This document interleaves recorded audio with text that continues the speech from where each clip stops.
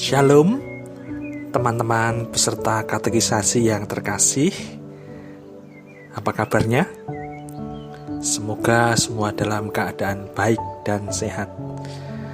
Pada pertemuan ini, katekisasi akan dilayankan secara online. Semoga tetap memberkati dan dapat dimengerti oleh kita semua ya.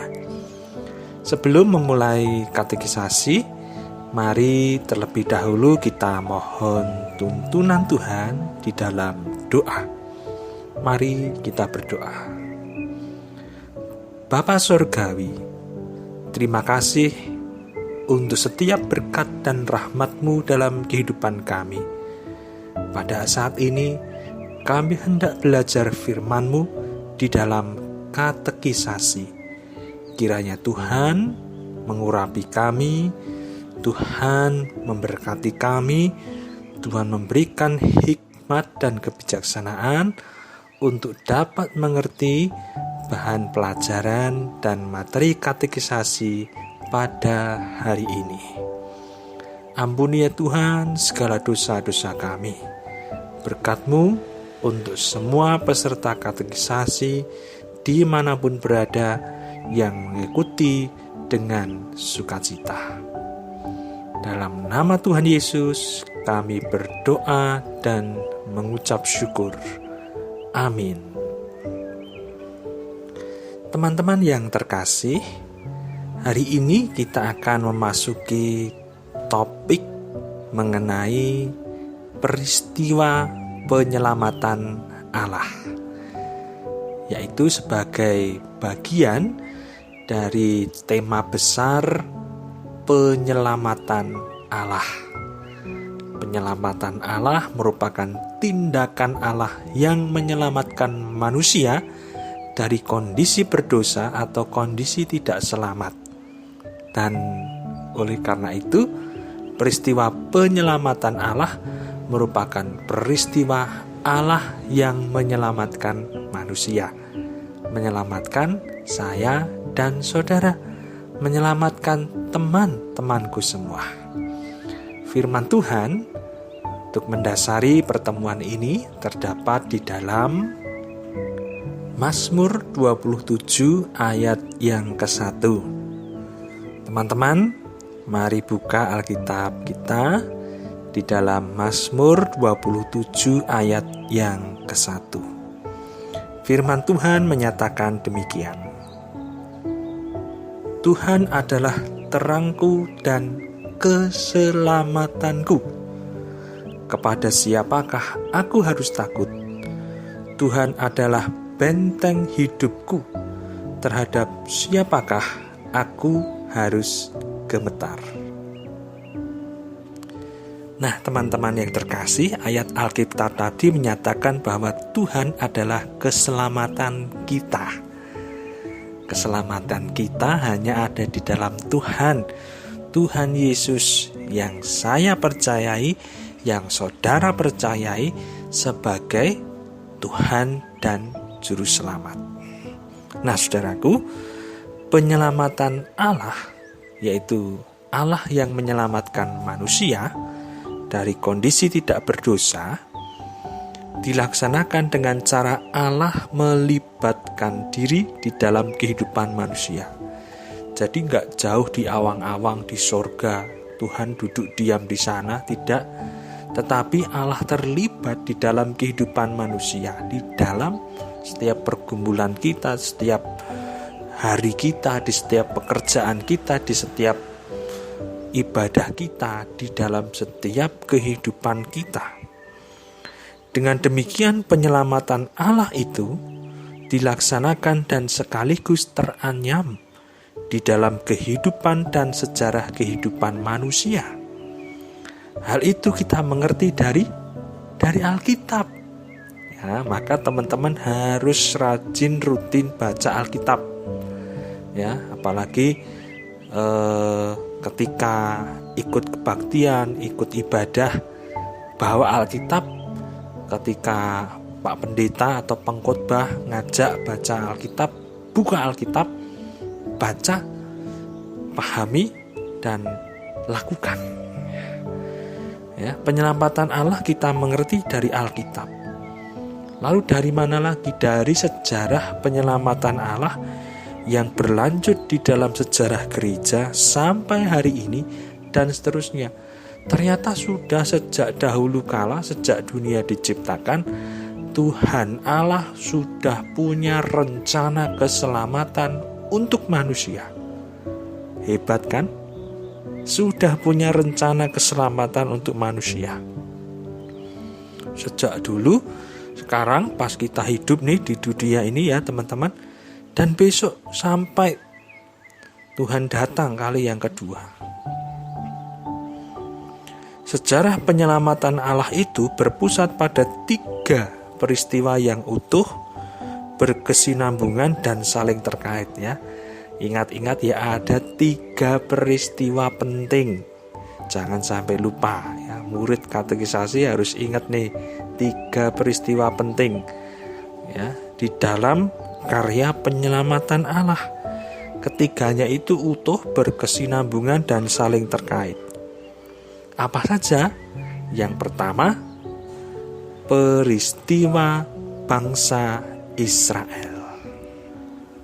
Apa teman-teman? Peristiwa bangsa Israel. Yang kedua, peristiwa manusiawi Yesus. Saya ulangi ya, peristiwa manusiawi Yesus. Dan yang ketiga, peristiwa Roh Kudus. Ya, peristiwa Roh Kudus. 3 peristiwa. 1, peristiwa bangsa Israel. 2, peristiwa manusiawi Yesus. 3, peristiwa Roh Kudus. Ya, jika sejarah penyelamatan Allah itu kita logiskan sebagai suatu garis lurus yang belum selesai ditarik, maka ketiga peristiwa tersebut sekaligus menandai periode-periode dalam sejarah penyelamatan Allah. Oh, ternyata ada periodenya setiap peristiwa itu ya. Di periode bangsa Israel, periode manusiawi Yesus, periode Roh Kudus, yang dapat kita mengerti jika kita menggambarkannya sebagai suatu garis lurus ya. Periode perjanjian lama itu peristiwa apa? Peristiwa bangsa Israel. Teman-teman ketika baca perjanjian lama pasti ingatnya langsung nih bangsa Israel nih ya. Bangsa Israel nih diperbudak di Mesir, lalu dibebaskan dari perbudakan, masuk ke tanah Kanaan, tanah perjanjian. Tapi sebelumnya mereka muter-muter dulu di padang gurun. Diuji oleh Tuhan, mengalami tantangan ini dan itu, kesetiaan mereka, iman mereka. Lalu setelah masuk ke tanah perjanjian, dimulailah era baru ya. Mereka hidup sebagai bangsa yang merdeka. Mereka memiliki kehidupan yang sukacita, yang diberkati walaupun ada musuh yang ingin menyerang dan menghancurkan mereka. Ini periode perjanjian lama ya. Peristiwa bangsa Israel. Ya. Peristiwa bangsa Israel yang tercatat di dalam perjanjian lama. Lalu periode yang kedua, yaitu peristiwa manusiawi Yesus. Peristiwa manusiawi Yesus itu apa? Ya, firman yang jadi manusia. Tuhan Yesus lahir ke dalam dunia. Itu periode kedua ya. Penggenapan janji Tuhan akan hadirnya Mesias. Tuhan Yesus lahir ke dunia, kita peringati di hari Natal ya. Itu periode yang kedua, peristiwa manusiawi Yesus. Dan sebenarnya Yesus itu siapa? Yesus itu Tuhan. Yesus itu firman Allah yang hidup, tetapi menjelma menjadi manusia supaya manusia percaya kepadanya dan diselamatkan. Itu luar biasanya Tuhan kita. Kalau orang-orang nih berlomba-lomba jadi dewa, berlomba-lomba jadi Tuhan. Tuhan Yesus menjelma jadi manusia, merendahkan diri agar kita yang berdosa, yang jelek, yang kayak nggak berharga ini diampuni dosanya dan diselamatkan. Itu periode kedua, peristiwa manusiawi Yesus. Lalu periode berikutnya yang tercatat di dalam perjanjian baru itu adalah kelanjutan dari peristiwa manusiawi Yesus hingga peristiwa Roh Kudus. Tuhan Yesus sebagai manusia, dia mati di kayu salib, tapi bangkit lagi di hari Paskah, bangkit lagi, hidup lagi. Lalu setelah itu menampakkan diri kepada murid-muridnya agar mereka percaya, lalu naik ke surga, menyediakan tempat bagi kita orang-orang percaya di surga. Setelah itu, ya, kalau sosok manusiawinya Yesus sudah naik ke surga, siapa yang menemani kita? Siapa? Roh Kudus. Ya, Roh Kudus yang menemani kita, yang menghibur kita, yang mengingatkan kita akan firman Tuhan Yesus. Roh Kudus yang mengurapi kita, yang menuntun kita kepada kebenaran, kepada mujizat. Ya, makanya ada pujian Roh Kudus hadir di sini, mengalir di bait suci. Indah sekali ya. Peristiwa Roh Kudus di mana? Di dalam kehidupan gereja sampai sekarang. Saya dan saudara kan gereja juga, ya. Maka terjadi juga dalam kehidupan kita. Nah, teman-teman, peristiwa bangsa Israel. Sekarang kita bahas ya. Peristiwa bangsa Israel adalah peristiwa di mana Allah berkenan menganyamkan pelaksanaan penyelamatannya atas manusia di dalam dan melalui kehidupan bangsa Israel sejak pemilihan bapa leluhur sampai kehidupan bangsa Israel di tanah perjanjian. Ya. Bapa leluhurnya siapa? Ya, mulai dari Bapak Abraham, kemudian putranya Ishak, Yakub, kemudian Yusuf dan saudara-saudaranya Musa. Dari peristiwa bangsa Israel inilah kita dapat belajar bahwa sekalipun umat Tuhan itu banyak sekali melakukan kesalahan, dosa, bahkan pemberontakan kepada Tuhan, tetapi Tuhan tetap mengasihi. Sekalipun Tuhan menghukum, Tuhan menegur, Tuhan mengingatkan, Tuhan tetap mengasihi dan menyatakan karya penyelamatannya atas umatnya. Teman-teman, kita belajar dari sejarah bangsa Israel bahwa ketika kita manusia berdosa datang kepada Tuhan Yesus, memohon ampun dan bertobat, maka kasih-Nya, penyelamatannya, pengampunan dosanya diberikan kepada kita. Maka jangan sampai kita merasa aku tidak layak, aku ini orang jelek ya, nggak pantas aku dikasihi Tuhan, nggak pantas aku masuk surga. Yang boleh mengatakan seperti itu hanya Tuhan.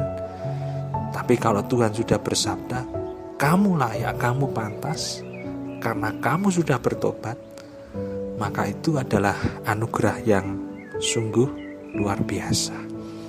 Nah, peristiwa bangsa Israel ini peristiwa yang cukup panjang ya, mulai dari pemilihan bapa leluhur sampai kehidupan bangsa Israel di tanah perjanjian, masa hakim-hakim, kemudian raja-raja, para nabi, kemudian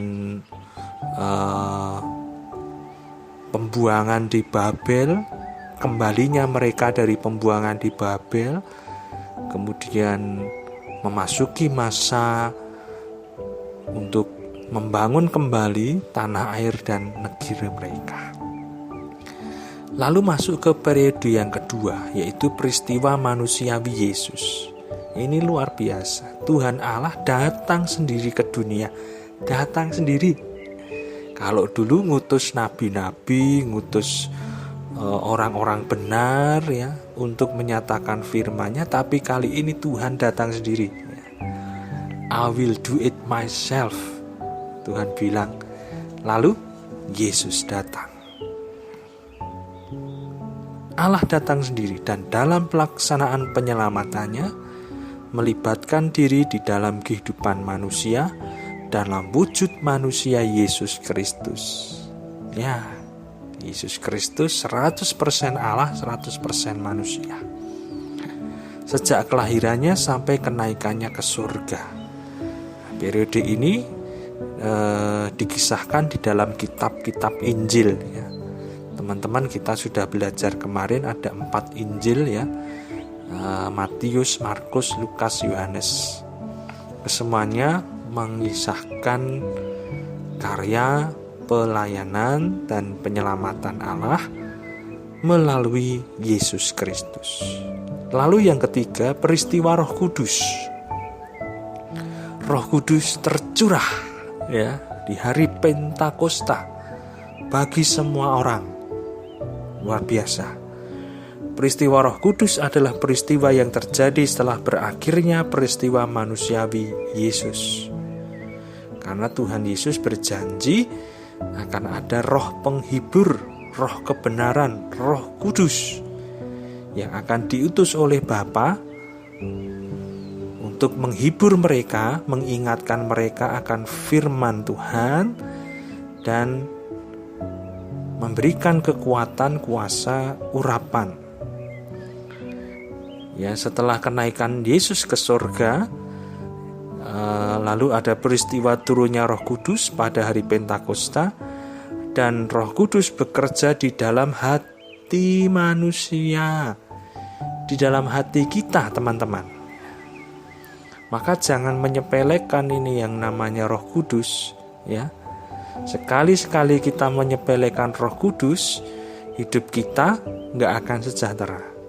Karena kalau Roh Kudus sudah mengingatkan, itu dosa jangan lakukan. Ya jangan lakukan. Roh Kudus mengingatkan, ayo ibadah, ayo ke gereja. Ya lakukan itu. Roh Kudus mengingatkan, ampuni orang itu. Ya kita ampuni orang itu. Roh Kudus mengingatkan, ayo beri persembahan syukurmu. Ayo tetap bersyukur. Ya kita lakukan itu. Roh Kudus juga yang menyembuhkan. Mungkin kita punya luka hati kepada orang lain. Aduh, sulit sekali mengampuni. Roh Kudus menjamah, menyembuhkan luka kita. Demikian pula orang mungkin berkata, das anak kecil bisa apa? Baru ikut katekisasi udah sok-sok tahu tentang firman. Buat apa ikut Yesus, ikut Kristen buat apa? Roh Kudus bilang, no, ya, jangan dengarkan mereka. Karena mengikut Yesus, percaya kepada Kristus adalah anugerah yang sungguh luar biasa. Itu karya Roh Kudus. Ya, Roh Kudus juga yang mengingatkan kita akan firman Tuhan. Ya. Mengingatkan kita akan firman Tuhan saat kita lagi sedih, lagi patah hati, ya. Awak dewe tahu duwe bayangan besok yang wayah omah-omahan, tapi ternyata harus pisah, harus putus. Ya, saat sedih, saat patah hati, Tuhan melalui Roh Kudus menghibur kita. Saat malas-malasan baca Alkitab, kurang semangat katekisasi, Roh Kudus nyemangatin kita. Ya, luar biasa. Dan karena Roh Kudus itu roh, ya, tidak kelihatan oleh mata jasmani kita. Kita bisa merasakan kehadirannya. Ya, saat hati kita damai sedang memuji Tuhan, haleluya, haleluya. Itu ya, puji Tuhan di gereja. Tiba-tiba air mata menetes, terima kasih Tuhan. Roh Kudus menjamah hati kita. Begitu pula ketika ada peristiwa yang tidak kita mengerti. Kenapa ini harus terjadi dalam hidupku? Roh Kudus mengingatkan, semua rancangan Tuhan itu baik dan penuh damai sejahtera. Lalu yang terakhir teman-teman, apa hubungan antara peristiwa bangsa Israel, peristiwa manusiawi Yesus, dan peristiwa Roh Kudus? Ketiganya saling berhubungan ya. Ketiganya saling berkesinambungan. Jangan dipisah-pisahkan, jangan dikotak-kotakkan. Aku mau yang Roh Kudus saja, gak mau bangsa Israel. Aku mau Yesus saja, gak mau bangsa Israel.